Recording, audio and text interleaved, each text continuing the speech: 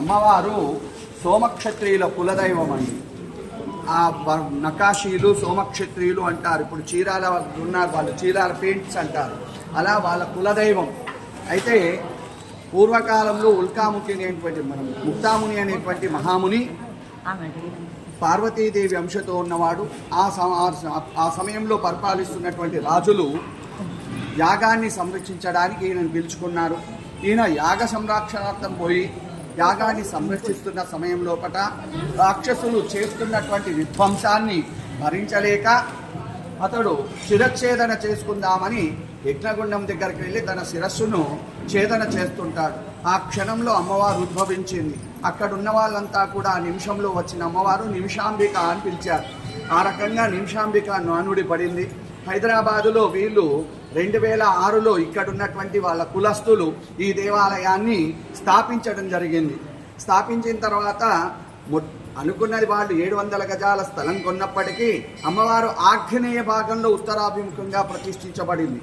ఎందుకు అలా ప్రతిష్ఠించబడింది అంటే అమ్మవారు మనందరినీ తరింపజేయడానికి ఆ రూపంలో వచ్చి మనందరినీ రక్షిస్తూ ఉంది. రెండవది ఏంటంటే నైరుతి భాగంలో మహాగణపతి ఉన్నాడు, పార్వతీపుత్రం వినాయకం. చక్కగా ఈ నిమిషాంబికను ఏ దేవతా రూపంలో కొలవాలి అంటే ఒక చేతిలో త్రిశూలం, ఒక చేతిలో డబురుకం ఉంది పార్వతీదేవి. ఆమె ఇంకా ఎలా ఉంది అంటే సింహవాహనమై ఉంది దుర్గాదేవి. కనుక పార్వతీ దుర్గా 2 రూపాలను మనం పూజ చేస్తుంటాం.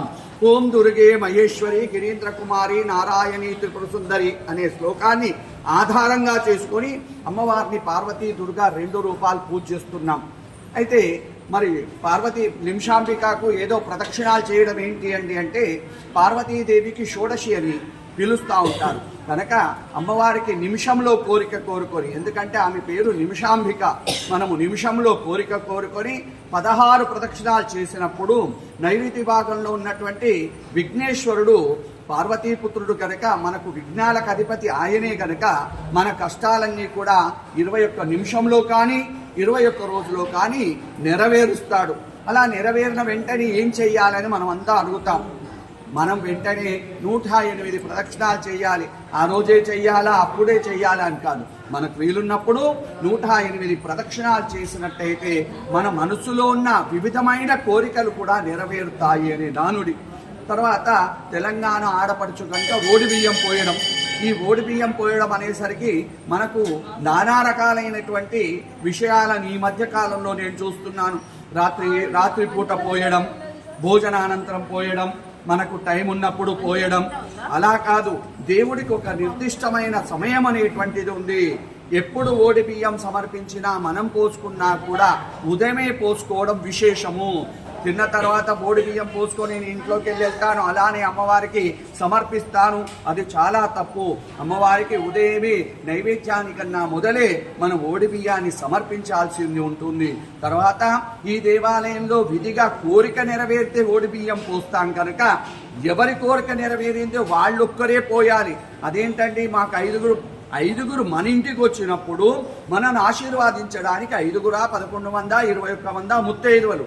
అమ్మవారికి మనందరి ఆశీర్వాదం కాదు, అమ్మా నా కోరిక నెరవేరింది, నీ కొడిని నీ బియ్యంతో నింపుతున్నాని పోయడం అనేటువంటిది ఇక్కడ సాంప్రదాయం. కనుక ఒడి బియ్యం ఒకరినే సంప్రదించమంటాను, అందరికీ నేను చెప్పను. ఇలాంటి విషయాలన్నీ కూడా తెలుసుకోండి. అమ్మవారికి 108 ప్రదక్షిణాలు. తర్వాత ఒడి బియ్యం తెలియని వాళ్ళు ఉన్నారు, ప్రాంతీయతా భేదం. ఆంధ్ర వాళ్ళు ఉన్నారు, కర్ణాటక వాళ్ళు ఉన్నారు, మహారాష్ట్ర వాళ్ళు ఉన్నారు. వాళ్ళు గోడి బియ్యం అంటే తెలియదు. వాళ్ళకి ఏమంటాను, హుండీలో డబ్బులు వేయండి, హుండీలో డబ్బులు వేయండి. అయ్యగారికి డబ్బులు ఇవ్వాల్సిన అవసరం లేదు, హుండీలో డబ్బులు వేయాలి. ఎందుకయ్యా బాబు అంటే మనము గుప్తంగా ఒడిని ఏ విధంగా అయితే నింపుతున్నామో అలా ఇప్పుడు గోదానం చేయమన్నారు, మనం గోదానం చేస్తున్నామా? గోదానం అంతా తోక పట్టుకుంటున్నాం, పైసలు ఇస్తున్నాం, హిరణ్యదానం తుభ్యతేయడమా. అలా ఇక్కడ ఓడి బియ్యం అందుకు హుండీలో డబ్బులు వేసినా కూడా సరిపోతాయి. ఆ విధంగా చక్కగా అమ్మవారికి నిమిషంలో కోరిక కోరుకోండి. హడావుడి పడకుండా చక్కగా 21 రోజు 21 నిమిషంలోనూ మీ కోరిక నెరవేరేటట్టుగా అమ్మవారిని ఆశీర్వదించుకొని తర్వాత 108 ప్రదక్షిణాలు చేయండి. మనోభీష్ట సిద్ధిరస్తు. మాతా నిమిషాంబిక అనుగ్రహ సిద్ధిరస్తు. తదాస్తు.